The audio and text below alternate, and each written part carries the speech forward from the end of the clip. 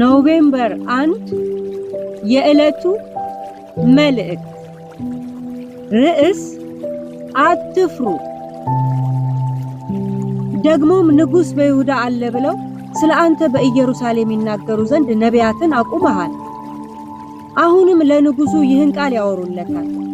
እንግዲህ መጥተህ በአንድነት እንማከር የሚል ክፍት ደብዳቤ ነበር። ነህምያ ምዕራፍ 6 ቁጥር 7። የፈረሰችውን የኢየሩሳሌም ቅጥር ለመጠገን ነህምያ በተነሳ ጊዜ እልህ አስጨራሽ ፈተናዎች ገጥመውት ነበር። ሁሉንም እንደ አመጣጣቸው በእግዚአብሔር ረድኤት እንደመከተ እናነባለን። በዛሬው የጽሞና መልእክታችን ካጋጠሙት ተግዳሮቶች መካከል አንዱ የሆነውን የሐሰተኛ ነቢያት ተግዳሮትን እንመለከታለን።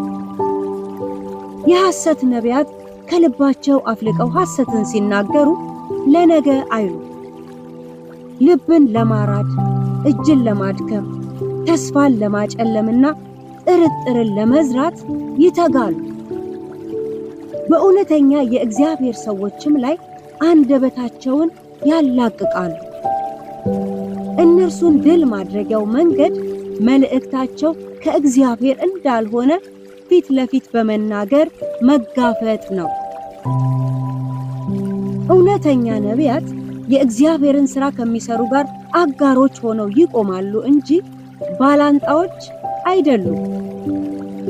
የእግዚአብሔር ሥራ ደጋፊ ሆኖ የትንቢትን ቃል ያመጣ አንድም ሐሰተኛ ነቢይ የለም። ሁልጊዜ ተቃዋሚዎች ናቸውና።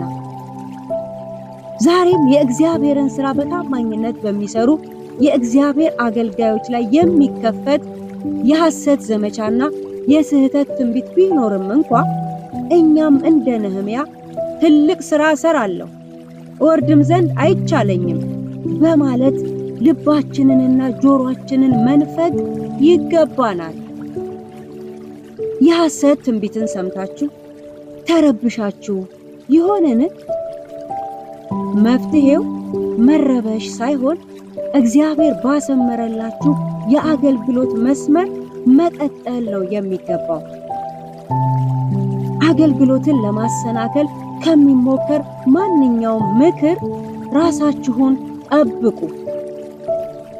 በመንፈሳዊነት ሽፋን የሚከሰቱ ሐሰተኛ ልምምዶችን እምቢ በሉ። ጌታን መውደዳችሁን፣ ማምለካችሁንና ማገልገላችሁን ለድርድር አታቅርቡ። የጠራችሁን ጌታ ተመልከቱ። በሐሰት ትንቢትም አትሸበሩ። ሐሰተኞችን አትፍሩ።